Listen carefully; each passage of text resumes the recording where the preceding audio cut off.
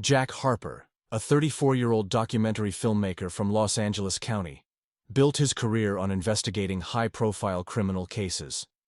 Born to immigrant parents from Ireland, Harper established his YouTube channel, Inside the Shadows, in 2018, which quickly gained prominence in the true crime community. By 2021, his channel had amassed 2.8 million subscribers, with videos regularly exceeding 5 million views. Operating from his studio apartment in Los Angeles suburbs, Harper developed a distinctive approach to crime documentation. His most notable work included the Boston Strangler New Evidence series, 2021, which garnered 12 million views and earned him $180,000 in ad revenue. He became particularly known for his detailed crime scene reconstructions and emotionally charged interviews with victims' families. However, by early 2023, Harper's viewership began declining significantly. His latest video series about the Sacramento home invasion cases only reached 800,000 views, compared to his previous average of 3 to 4 million. The decline in viewers directly impacted his income, dropping from approximately $45,000 to $12,000 per month. Industry experts attributed this decrease to market saturation and changing viewer preferences in the true crime genre.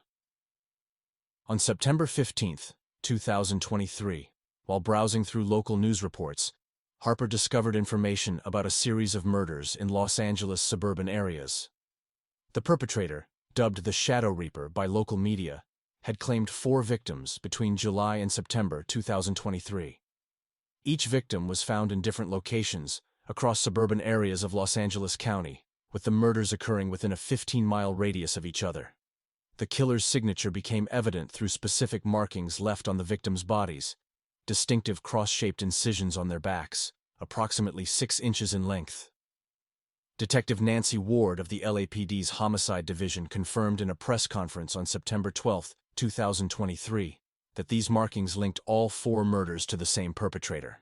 The victims included Robert Smith, 42, Barbara Wilson, 35, James Rodriguez, 28, and Diana Park, 39, all residents of upper-middle-class neighborhoods. Harper immediately recognized the potential in this case. The combination of a serial killer operating in affluent Los Angeles suburbs, ritualistic elements in the crimes, and law enforcement's apparent lack of progress created what he viewed as the perfect story. He calculated that a comprehensive investigation and exposure of the Shadow Reaper could potentially generate 15 to 20 million views, revitalizing his declining channel. On September 20, 2023, Harper began his independent investigation. He established a makeshift command center in his apartment, covering his walls with maps marking the murder locations, victim profiles, and timeline charts. He also acquired police scanner frequencies and established connections with local journalists who had been covering the case. Despite warnings from his longtime collaborator and video editor, Thomas Reed, about the risks of interfering with an active police investigation, Harper remained determined. He invested $25,000 from his savings in new recording equipment, including high-resolution cameras and surveillance gear, preparing for what he believed would be his most significant investigation yet. By the end of September 2023, Harper had already published 2 preliminary videos about the Shadow Reaper case on his channel. These videos, while lacking substantial new information, generated considerable interest, reaching 1.2 million views each. This initial success further convinced Harper that exposing the Shadow Reaper would be his path back to prominence in the true crime community. Throughout early October, Jack Harper dedicated himself to an intensive investigation of the Shadow Reaper case. He spent countless hours reviewing publicly available police reports, court documents, and local news archives. Through his connections with local journalists, he managed to obtain confidential details about the victim's final moments that hadn't been released to the public. The breakthrough came on October 12, 2023, when Harper interviewed Elizabeth Foster, a retired librarian living near the second crime scene. Foster mentioned a peculiar neighbor, Matt Reeves, a 45-year-old former construction worker who lived a lone house at the edge of the local forest preserve. According to Foster and other residents, Reeves had moved to the area approximately 8 months before the first murder. Matt Reeves presented an intriguing profile, standing at 6 feet 2 inches with a gaunt frame and prematurely graying hair. He worked irregular hours as a night security guard at various locations across Los Angeles County. Local residents reported that Reeves kept unusual hours, often seen leaving his property late at night or in the early morning hours. His house, a two-story structure built in the 1920s, stood partially hidden behind overgrown vegetation, with several security cameras mounted around the perimeter. Harper's investigation revealed that Reeves had no criminal record, but his background showed several red flags. He had changed jobs frequently over the past 5 years, never staying at one security company for more than 6 months. More significantly, his previous addresses coincided with areas where unsolved disappearances had occurred, though no direct connections had ever been established. By mid-October, Harper began surveillance of Reeves's property. Using his newly acquired equipment, he documented Reeves's daily routines from a concealed position in the nearby forest. The footage showed Reeves making frequent trips at odd hours, carrying large duffel bags to and from his vehicle, a black 2018 Ford Explorer with tinted windows. Harper noted that these trips often coincided with the days surrounding the full moon, which matched the timeline of the Shadow Reaper's attacks. On October 18, 2023, Harper attempted to interview Reeves directly. Posing as a local historian researching Victorian architecture, he approached Reeves's house. The encounter lasted less than 2 minutes, with Reeves refusing to engage in conversation and promptly closing his door. Harper noticed that Reeves's hands showed signs of recent scratches, and his demeanor appeared unusually agitated. Following this interaction, Harper intensified his surveillance. He documented Reeves making late-night visits to hardware stores, purchasing items including heavy-duty cleaning supplies, work gloves, and various tools. A particularly suspicious purchase occurred on October 22, 2023, when Reeves bought several hunting knives and a new set of security cameras. Harper's growing suspicion led him to create a detailed timeline connecting Reeves's movements with the Shadow Reaper's known activities. He discovered that Reeves had called in sick to work on 3 of the 4 days when murders occurred.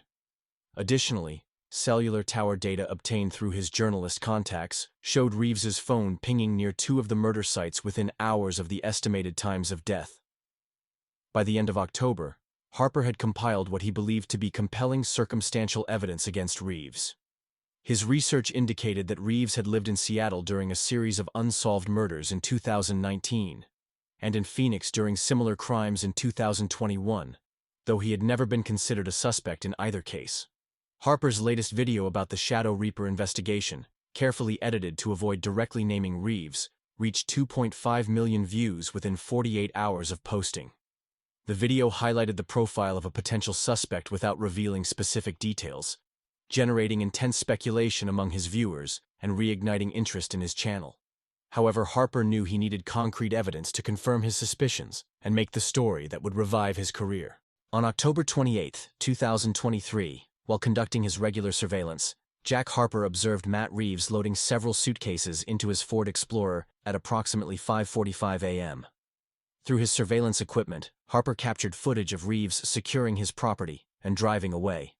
A quick check with his sources confirmed that Reeves had requested 3 days off from his security job, citing a family emergency in Nevada. After 24 hours of continuous monitoring to ensure Reeves hadn't returned, Harper made his decision. On October 29, at 2:15 a.m., equipped with his professional camera, UV light, and latex gloves, he approached Reeves's house.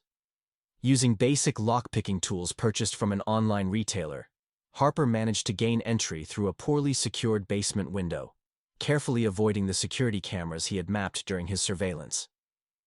The interior of the house revealed a disturbing scene that exceeded Harper's expectations.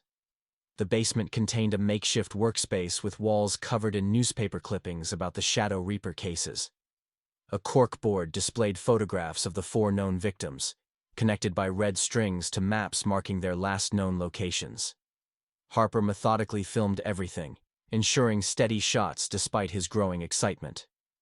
Moving to the first floor, Harper discovered what appeared to be a trophy room disguised as a home office. A leather-bound journal on the desk contained detailed descriptions of stalking and murder scenarios, written in precise handwriting. The entries corresponded with the dates of the Shadow Reaper killings, including specific details that hadn't been released to the public, such as the exact depth of the cross-shaped incisions and the positions of the bodies. In the kitchen, Harper found a collection of hunting knives arranged in a wooden block. Several showed dark stains that appeared brownish under his camera's light. The sink's drain trap contained trace amounts of what looked like dried blood. Harper handled the knives with his gloved hands, positioning them for dramatic close-up shots, and even removing one from its block to capture the stains more clearly.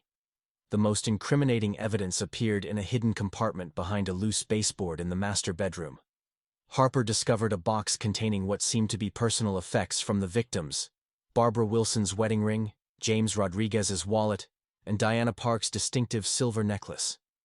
Each item was wrapped in black cloth and labeled with dates matching the murders. Throughout his unauthorized investigation, Harper recorded everything on his professional camera, narrating his findings in hushed tones.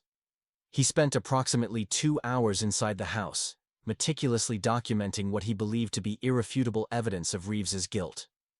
Before leaving, Harper used his phone to photograph pages from the journal and take additional shots of the crime wall in the basement. At 4:30 a.m., Harper carefully exited the property through the same basement window, ensuring everything appeared undisturbed. He had captured nearly 90 minutes of footage and over 100 high-resolution photographs. In his car, parked several blocks away, Harper immediately backed up all his evidence to multiple secure drives, his hands shaking with a mixture of excitement and adrenaline. Driving back to his apartment, Harper began mentally composing the video that would expose the Shadow Reaper. He envisioned millions of views, news coverage, and perhaps even a documentary deal. The risk of breaking and entering seemed insignificant compared to the potential reward of solving one of Los Angeles's most notorious recent crime sprees. Little did Harper know that his actions that night had triggered silent alarms, and security cameras he hadn't noticed were recording his every move in infrared.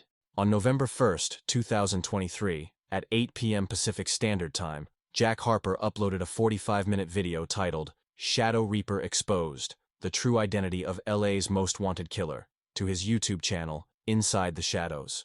The video opened with dramatic footage from inside Matt Reeves's house, showcasing what Harper claimed was definitive evidence of serial killings. Within hours, the video accumulated over 3 million views and triggered a social media firestorm. The following morning, multiple news outlets picked up the story. Local networks began broadcasting segments about Harper's investigation. Public outrage mounted as viewers shared timestamps of the most incriminating moments from Harper's video, particularly the footage of the victim's personal belongings and the journal entries.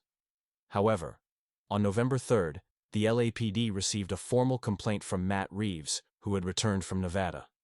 Reeves provided law enforcement with comprehensive security footage from his property's surveillance system, which included high-definition infrared recordings of Harper breaking into the house. Detective Nancy Ward, who headed the Shadow Reaper investigation, immediately launched an inquiry into Harper's actions. The forensic team's examination of Reeves's house yielded surprising results. They discovered Harper's fingerprints and DNA on multiple items, including the knives and journal. More significantly, detailed analysis of the crime scene photographs from Harper's video revealed inconsistencies with the actual physical evidence found in the house. The blood stains on the knives tested negative for human blood, and the supposedly incriminating journal contained handwriting that matched Harper's samples, not Reeves's. The LAPD executed a search warrant on Harper's apartment on November 7th. They discovered draft scripts for his Shadow Reaper videos, including detailed plans for staging evidence. His computer history revealed purchases of props similar to the items found in Reeves's house, including replica jewelry matching the victim's personal effects. At 6:30 a.m. on November 8, 2023, a tactical team arrested Harper at his apartment. During the arrest, detectives seized multiple hard drives containing raw footage from his break-in, including several takes of the same scenes with different arrangements of evidence. His own meticulous documentation of the break-in provided prosecutors with a comprehensive record of his crimes. By November 10th, Harper faced multiple criminal charges, including breaking and entering, tampering with evidence, defamation, and interfering with a police investigation. His YouTube video, which had reached 8 million views before being removed, became central to the prosecution's case, providing a documented record of his illegal activities. The media narrative shifted dramatically. News outlets that had initially praised Harper's investigative work now portrayed him as a desperate content creator, who had fabricated evidence for views. His former subscribers began analyzing his previous videos for signs of manipulation, calling into question the legitimacy of his entire career. Meanwhile, Matt Reeves cooperated fully with law enforcement, providing alibis for the dates of the Shadow Reaper killings. Bank records and employment logs confirmed his presence at work during critical times, and his trip to Nevada was verified by hotel receipts and surveillance footage. The evidence that had seemed so damning in Harper's video was revealed to be an elaborate staging, while the real Shadow Reaper remained at large. The trial of Jack Harper began on January 8, 2024, at the Los Angeles County Superior Court, with Judge Marcus Henderson presiding. District Attorney Rachel Thompson presented the prosecution's case, focusing on three main aspects: the premeditated nature of Harper's break-in, the elaborate staging of false evidence, and the potential connection to the actual Shadow Reaper murders. The prosecution's opening statement revealed previously undisclosed evidence from Harper's computer, including detailed research on past serial killers' signatures and methods. FBI forensic analysts testified that Harper had accessed deep web forums discussing the Shadow Reaper cases weeks before the murders became public knowledge. This timing raised serious concerns about Harper's potential involvement in the actual crimes. Key testimony came from Detective Nancy Ward, who presented a comprehensive timeline showing how Harper's whereabouts intersected with several Shadow Reaper crime scenes. Cell phone records indicated Harper's presence near 2 murder locations hours before the bodies were discovered. The prosecution suggested that Harper's documentary work might have been an elaborate cover for his own criminal activities. On January 15, Matt Reeves took the stand as a witness for the prosecution. His testimony, supported by extensive documentation, established that he had been working night shifts during 3 of the 4 murders. Security logs, witness statements, and video footage from his workplace corroborated his alibis. Reeves's composed demeanor and clear answers contrasted sharply with Harper's increasingly erratic behavior in court. Harper's defense attorney, David Mitchell, attempted to argue that his client's actions were those of an overzealous journalist rather than a criminal. However, this strategy crumbled when prosecutors presented evidence that Harper had purchased materials matching those used in the Shadow Reaper murders, including the specific type of knife used to create the characteristic cross-shaped wounds. The trial's turning point came on January 22, when forensic experts testified about DNA evidence found at the 3rd murder scene. While partial DNA samples were too degraded for definitive identification, they shared several markers with samples taken from Harper. Additionally, fiber evidence from the victim's clothing matched unusual synthetic material found in Harper's camera bag. Harper took the stand on February 1, maintaining his innocence and claiming he was set up by the real killer. His testimony, however, was filled with inconsistencies. Under cross-examination, he couldn't explain how he knew specific details about the murders that hadn't been released to the public. His attempts to justify his actions became increasingly desperate and incoherent. On February 12, 2024, after just 6 hours of deliberation, the jury returned with a verdict. Harper was found guilty on all counts, including 4 counts of first-degree murder, breaking and entering, evidence tampering, and obstruction of justice. The speed of the jury's decision reflected the overwhelming nature of the evidence against him. Judge Henderson delivered the sentence on February 15, 2024. Citing the calculated nature of Harper's crimes and his manipulation of public trust, he imposed the maximum sentence: life imprisonment without the possibility of parole. Additionally, Harper was ordered to pay $500,000 in restitution to Matt Reeves and the victims' families. The sentencing marked the complete destruction of Harper's reputation and career. His YouTube channel was permanently terminated. His previous documentaries were removed from streaming platforms, and his industry contacts publicly distanced themselves from him. In March 2024, Jack Harper, now inmate at California State Prison, began working with appellate attorney Sarah Richardson on his appeal. Richardson, known for handling high-profile wrongful conviction cases, took interest in several procedural irregularities during Harper's trial. She particularly focused on the rapid processing of DNA evidence and the unusual speed with which the prosecution built their case. Throughout spring 2024, Richardson's investigation uncovered subtle inconsistencies in the prosecution's timeline. She noted that some of Harper's supposed incriminating internet searches occurred during documented power outages at his apartment complex. However, these findings gained little traction with the media or public, who had long since convicted Harper in the court of public opinion.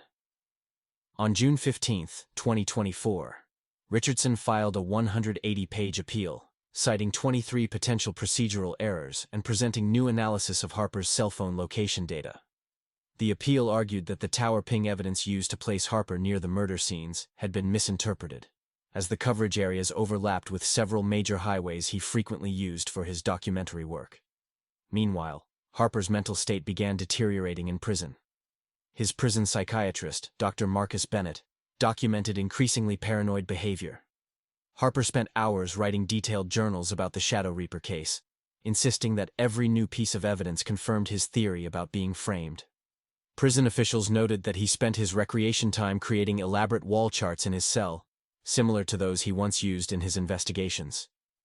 On September 12, 2024, a body was discovered in Henderson, Nevada. The victim, Timothy Walsh, 37, bore the characteristic cross-shaped incision of the Shadow Reaper. Local law enforcement found traces of the same unusual fiber material that had been linked to Harper during his trial. However, given Harper's documented presence in prison, investigators classified these similarities as coincidental. 2 weeks later, another victim was found in Reno, Nevada. Sandra Miller, 44, had been killed in the same manner as the Los Angeles victims. Detective Nancy Ward, consulted on the case, officially stated that these new murders were likely the work of a copycat, citing minor variations in the wound patterns. The Nevada Police Department established a separate task force, deliberately avoiding any connection to the Harper case. Richardson attempted to use these new murders as evidence in Harper's appeal, arguing that the continuation of the killings while her client was incarcerated proved his innocence. The prosecution countered by suggesting that Harper had inspired a copycat killer through his sensationalized YouTube videos, which had been widely circulated before their removal. By October 2024, Harper's appeal faced significant setbacks. The appellate court seemed unimpressed by Richardson's arguments, and preliminary rulings favored the prosecution's positions.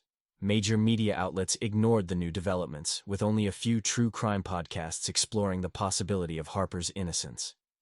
On October 25, 2024, the Nevada killings abruptly stopped. Investigators found no leads, and the cases remained unsolved. The similarities to the original Shadow Reaper murders were documented, but officially dismissed as superficial. Harper's claims about being framed became increasingly desperate, but his voice was lost in the isolation of his maximum security cell. The final blow came when Thomas Reed, Harper's former video editor, published a memoir titled Shadows of Truth: My Years Working with a Killer.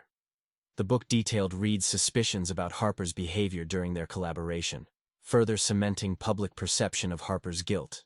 While Reed's account contained numerous verifiable inaccuracies, it topped the bestseller lists and effectively silenced any remaining doubt about Harper's conviction.